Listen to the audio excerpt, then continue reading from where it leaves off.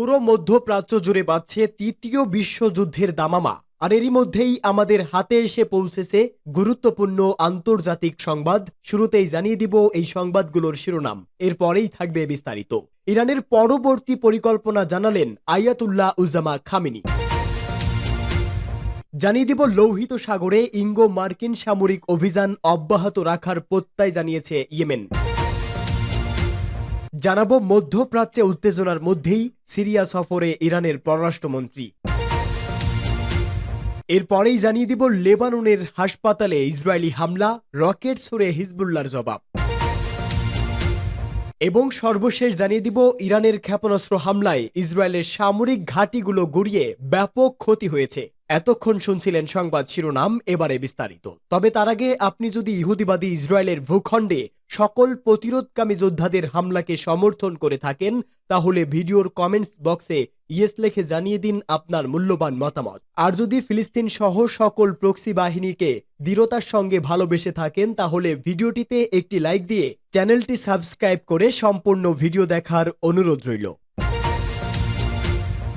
চলতি সপ্তাহে ইসরায়েলে ক্ষেপণাস্ত্র হামলা চালিয়েছে ইরান। দেশটিতে এই হামলার পর কড়া বার্তা দিয়েছে ইরানের প্রেসিডেন্ট মাসুদ পেজুশকিয়ান। এরপর ইরানের পরবর্তী পরিকল্পনা জানালেন ইরানের সর্বোচ্চ ধর্মীয় নেতা আয়াতুল্লাহ উজ্জামা খামেনি। অপারেশন আল আকসা ফ্লোট নামের যে অপারেশনের মাধ্যমে গেল ৭ অক্টোবর ইসরায়েলের অভ্যন্তরে হামলা হয়েছে নির্যাতনের বিরুদ্ধে, সেটি ছিল ফিলিস্তিনি জনগণের বৈধ অধিকার। খামেনি বলেন, আমি আমার প্রিয় এবং গর্বিত ভাই, ইসলামী বিশ্বের একজন প্রিয় ব্যক্তিত্ব, এই অঞ্চলের জাতির প্রতিভাবান কণ্ঠ এবং লেবাননের উজ্জ্বল রত্ন সম্মানিত সৈয়দ হাসান নাসর আজকের এই কঠিন দিনে স্মরণ করছি। তিনি বলেন, এই বক্তব্য ইসলামী জাতির প্রতি, বিশেষ করে প্রিয় লেবাননি ও ফিলিস্তিনি জনগণের উদ্দেশ্যে। আমরা সবাই সৈয়দ হাসান নাসরুল্লাহ শাহাদাতের ঘটনায় আহত ও শোকাহত।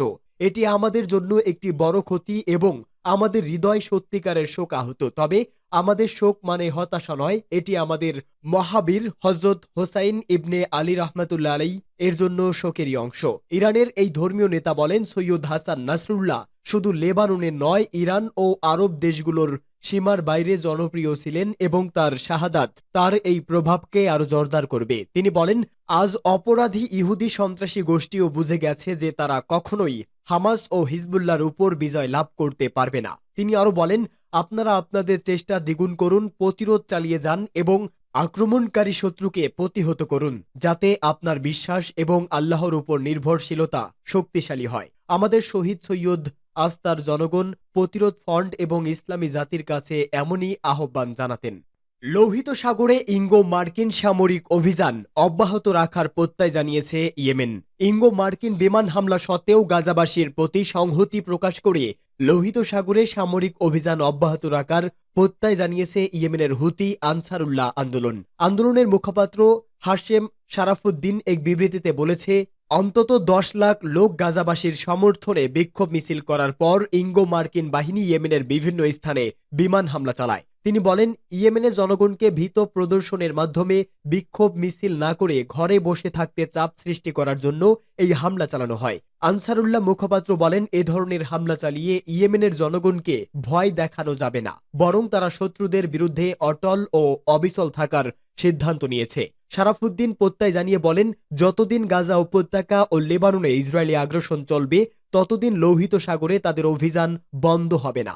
আনসারুল্লাহ মুখপাত্র এমন সময় এই বিবৃতি দিল যখন ইঙ্গো মার্কিন বাহিনী ইয়েমেনের রাজধানী সানার পাশাপাশি হুদাইদা আল বাইদা এবং ধামার প্রদেশে বোমা বর্ষণ করে। গত বছরের ৭ অক্টোবর গাজা যুদ্ধ শুরু হলে ইয়েমেন লোহিত সাগর দিয়ে ইসরায়েলগামী বাণিজ্যিক জাহাজগুলোতে হামলা চালাতে শুরু করে।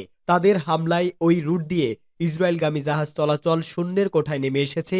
এর ফলে তেল আবিব ব্যাপক আর্থিক ক্ষতির মুখে পড়েছে। এছাড়া ইয়েমেনের হুতি আনসারুল্লাহ যোদ্ধারা গত 1 বছরে বহুবার ইসরায়েলের বিভিন্ন অবস্থানে ক্ষেপণাস্ত্র বা ড্রোন হামলা চালিয়েছে। তারা বলেছে, ইসরায়েলি গণহত্যার শিকার গাজাবাসীর প্রতি সংহতি প্রকাশ করে সব হামলা চালিয়েছে এবং গাজায় যুদ্ধবিরতি প্রতিষ্ঠা না হওয়া পর্যন্ত তাদের হামলা বন্ধ হবে না। লেবাননের পর এবার সিরিয়া সফরে গিয়েছেন ইরানের পররাষ্ট্রমন্ত্রী আব্বাস আরাকচি। শনিবার তিনি দেশটির রাজধানী দামেস্কে পৌঁছান। ইরানের পররাষ্ট্র মন্ত্রণালয়ের বরাতে এক প্রতিবেদনে তথ্য জানিয়েছে আল জাজিরা। ইরানের পররাষ্ট্র মন্ত্রণালয় জানিয়েছে, আব্বাস আরাকচি সিরিয়ার কর্মকর্তাদের সঙ্গে আঞ্চলিক উন্নয়ন এবং দ্বিপাক্ষিক সম্পর্ক নিয়ে আলোচনা করতে দামেস্কে গেছেন। এর আগে গতকাল শুক্রবার লেবানন সফরে যান আরাকচি। তিনি বৈরুতের রফিক হারেরি আন্তর্জাতিক বিমানবন্দরে পৌঁছানোর কয়েক ঘন্টা আগে এর আশেপাশে ভয়াবহ বিমান হামলা চালায় ইসরায়েল। লেবাননের ন্যাশনাল নিউজ এজেন্সি জানায়, গত সপ্তাহে বৈরুতে ইসরায়েলি হামলায় হিজবুল্লাহ প্রধান হাসান নাসরুল্লাহ নিহত হওয়ার পরই এই প্রথম কোনো শীর্ষ ইরানি কর্মকর্তার লেবানন সফর করেছেন। আরাকচি বৈরুত সফরকে সিরিয়ার রাষ্ট্রীয় মিডিয়া সংহতি সফর হিসাবে বর্ণনা করেছে। অপরদিকে পররাষ্ট্র মন্ত্রণালয় এই সফর সম্পর্কে বলেছে, ইরানের মানবিক সহায়তার অংশ হিসাবে লেবাননে 10 টন খাদ্য ও ঔষধের একটি চালান সরবরাহ করা হবে। শুক্রবার লেবাননের স্বাস্থ্য মন্ত্রণালয় জানায়, আগের 24 ঘন্টায় দেশটিতে ইসরায়েলি হামলায় অন্তত 37 জন নিহত হয়েছে। আহতদের সংখ্যা 151 জন। এ নিয়ে গত 17 সেপ্টেম্বর থেকে লেবানন জুড়ে নেতানিয়াহু বাহিনীর হামলায় নিহতের সংখ্যা 2000 ছাড়িয়ে গেছে। এর মধ্যে 261 জন নারী ও 127 জন শিশু রয়েছে। লেবাননে হাসপাতালে ইসরায়েলি হামলা, রকেট ছুড়ে হিজবুল্লাহর জবাব।